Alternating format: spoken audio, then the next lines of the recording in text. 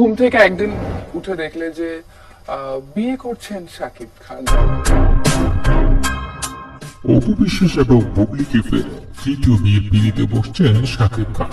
শাকিব খানের এই বিয়ের কথা শুনে অপু এবং বুবলি যা বললেন, দর্শক বিস্তারিত জানতে পুরো ভিডিওটি মনোযোগ সহকারে দেখতে থাকুন।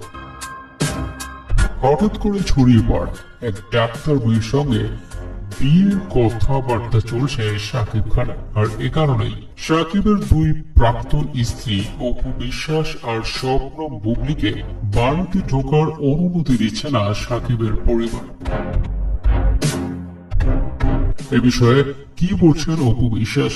ওনার ফুল ফ্যামিলি শুদ্ধে মনে হচ্ছে আমাদের সাথে অ্যাটাক শুরু করে। বাংলাদেশের গণমাধ্যমে তিনি বলেন, আপাতত এই বিষয়ে কোনো কথা বলতে চাইছি না, তবে খুব শীঘ্রই